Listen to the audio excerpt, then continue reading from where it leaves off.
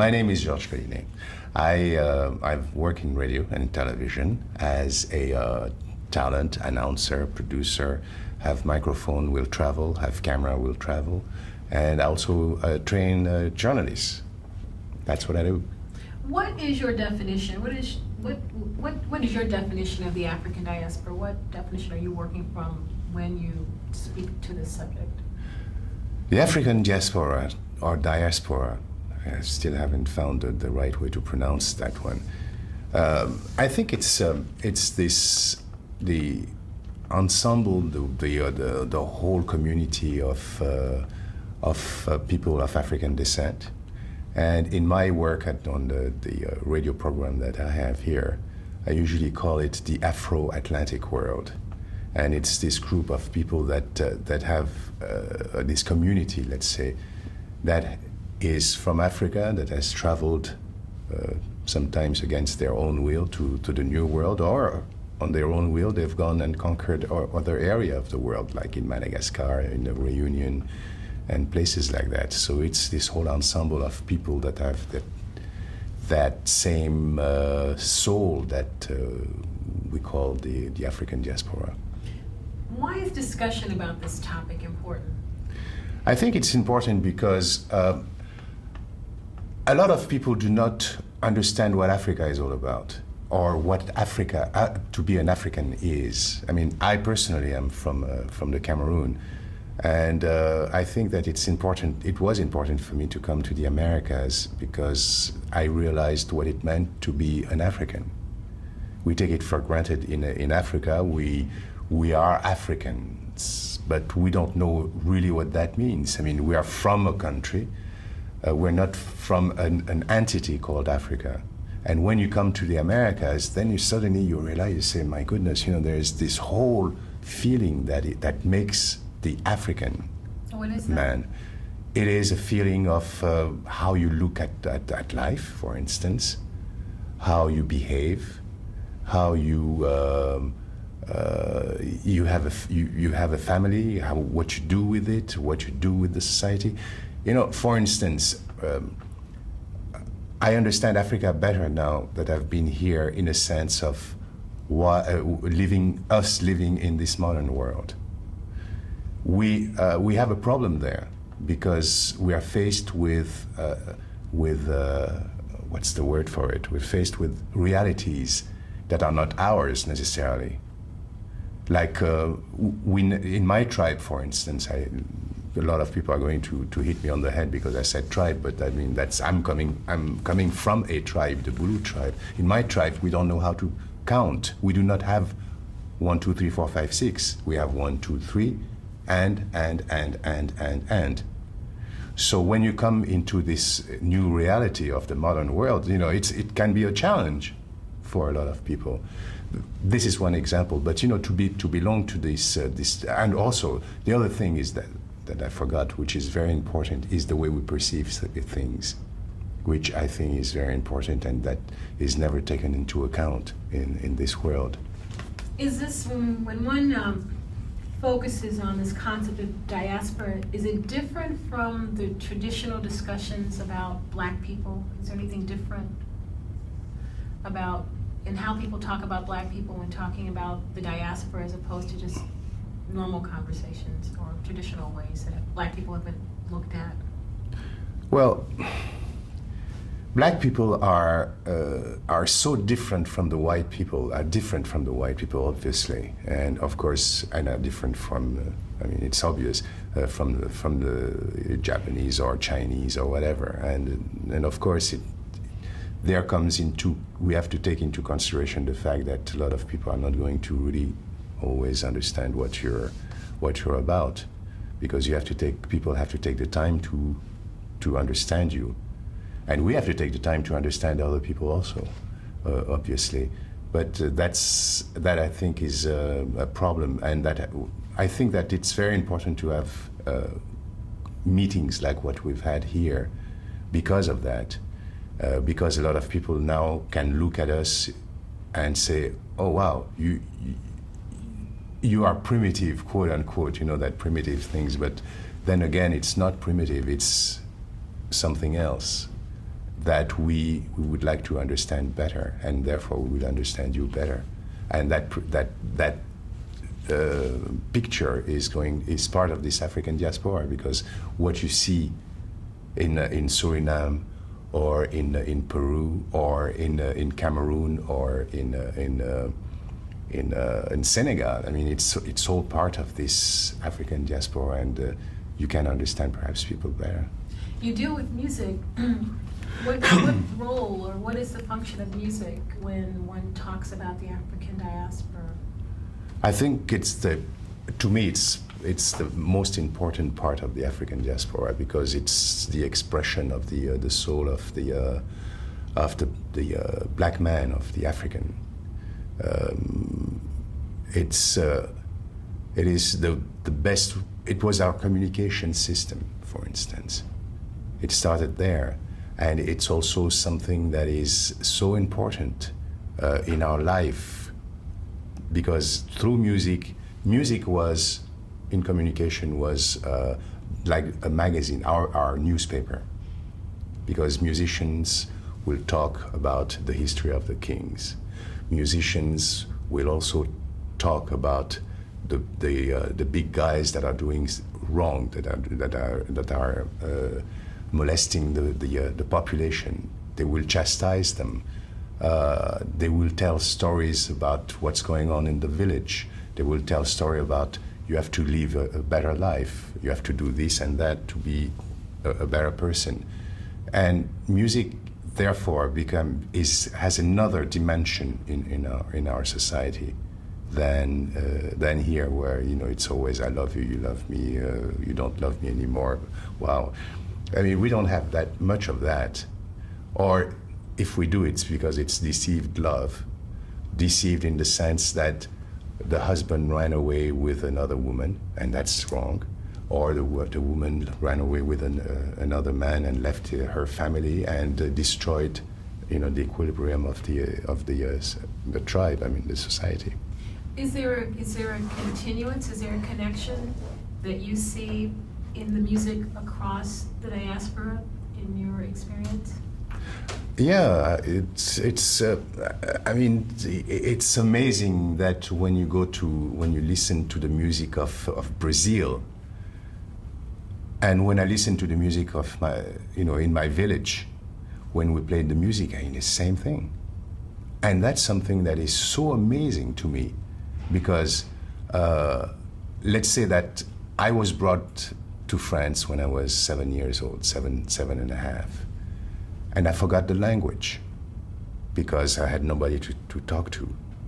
But these people here have been here, 350 years or more, and they still they've kept their languages, living the same life basically that I had lived, in a society that's totally different, that's alien, and yet they managed to keep all this intact in themselves. That's fantastic.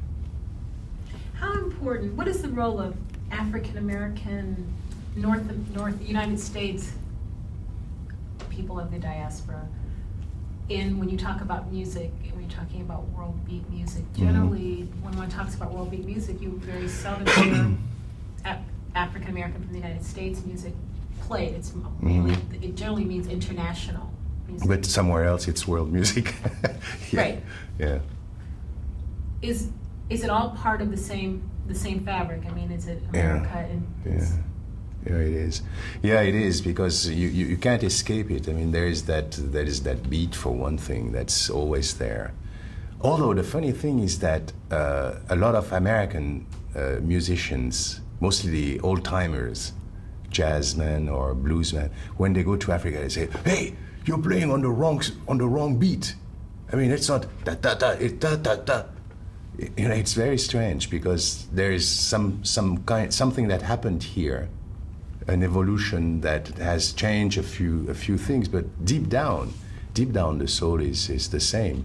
Actually, it's also very strange, because it's also interesting to note that Americans have discovered something that we lost in Africa, the way they chant gospel, these wailing type of things. We don't do that anymore.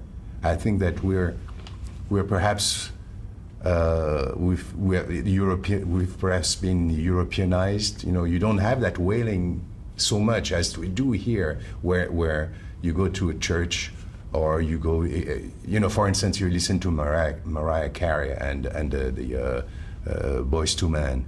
I mean, that wailing and you don't have that anymore in Africa. And people, when they listen to that, they say, "Wow, what's going on?" But that's something that was basically African, and that has been forgotten in Africa. Why do you think this particular conference is important? I think it's important because it has brought a lot of people together, for one thing, from different horizons. And it's very interesting because it's very young. I mean, because you have a lot of people that were very, very forceful in their presentation, forceful in a political way, if you want. And you feel that they're trying to express something that is really deep down, and we don't know where to go yet and how to bring that up. But I think that it's a start that is very, very, very important, because you get the people together, we present, it was more a presentation of our different lifestyles and things like that. But it will come up in the end. I think that we're going to reach a point where we're going to solve problems, our problems.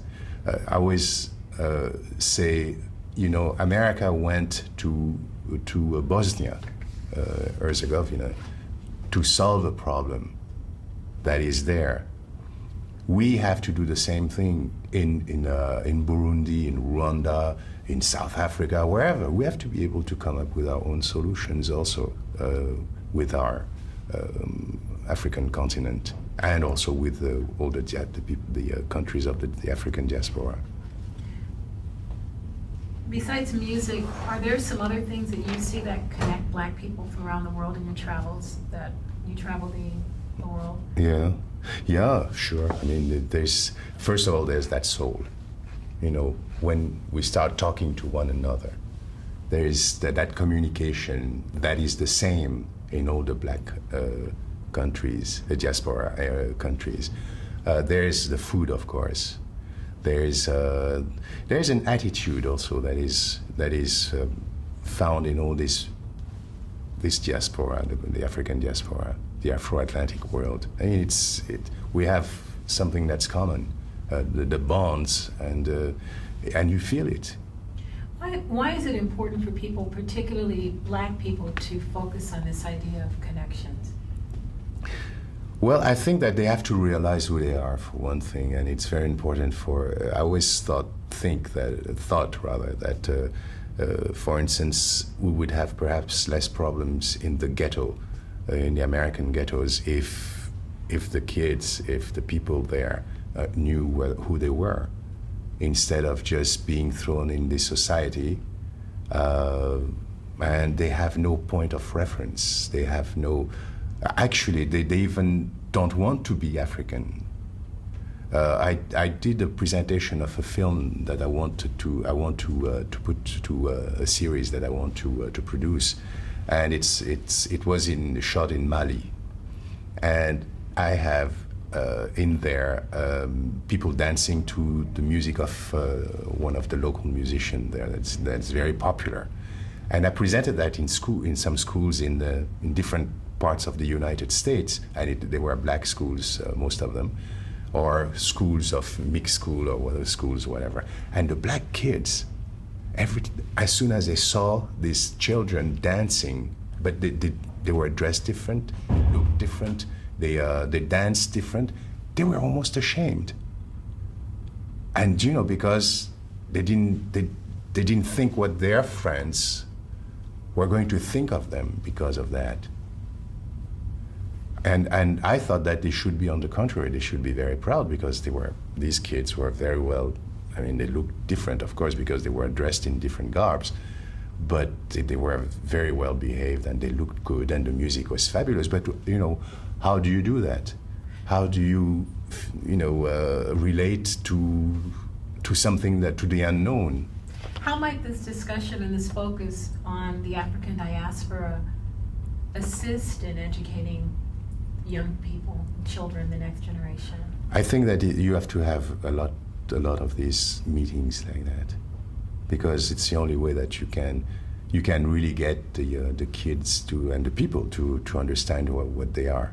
And of course, I understand also, being from Africa and coming to America, for instance, that if I was bred on Tarzan movies and reports of disasters, constant reports of disasters in Africa, and never seeing, and the animals. I mean, it seems that in Africa all you have is animals, and never have any real view of what the good things about Africa. It would be very rough. I mean, but on the other hand, the things that they know, every black American that I know is from Egypt. I mean, they're all a descendant of pharaohs, because the pharaoh was the king. I say, come on, man, there's more to it.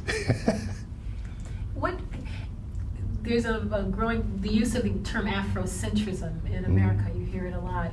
Is it the same thing as being, is it an exchangeable term with the African diaspora, or is it something different? I think so. Afrocentrism is something that you want to force on somebody, and you kind of reduce your scope, your vision. I think that we have to do better than that. I mean, we have to work at understanding ourselves. But I don't really believe that Afrocentrism is going to do it. I mean, it's something much more softer than that. Afrocentrism always seemed to me like something brutal, almost. Last question. In your experience with music, how open are American blacks to music from the diaspora versus the reverse? Whereas when you go to other parts of the world, everyone knows American music, Black American music. Do you find that Black Americans are open to this type of music? This type, yeah. And has it changed at all over the years that you've been involved in this field? It's changing, thank God. From what to? From, let's say that the type of dance parties or presentations that I have on Afro-Pop, I would say that when I do these parties, you have 95, well, in the beginning it was 98% of the people were white. The rest were Africans that wanted to listen to African music. Now I think that you're getting to maybe 80% white, and the rest is 10% African and 10% African Americans. So it's slow. It's very slow. But why has it been so slow? Because I think that first of all, the programs, the stations that are broadcasting this type of music are public radios. It's only on public radio that you can broadcast programs like that, because it's not commercial yet, anyway. So therefore, and with the ghetto system that you have here, where people listen to their own stations, the black listen to rhythm and blues and rap stations. The white listen to, from country to classical music, and then you have public radio, which is for a little, quote unquote, the intellectuals, if you want. So therefore, we have to bring the people, these people, to the Black Americans to listen to public radio, and that's a challenge. I mean, because it's taking them away from their thing. And that's the problem. So hopefully that as years go on, maybe we will have more and more music penetrating these black stations, and therefore people are going to start listening to it. They are not adverse to it. They find it actually quite exciting. But you have to get that music to them, and that's the problem.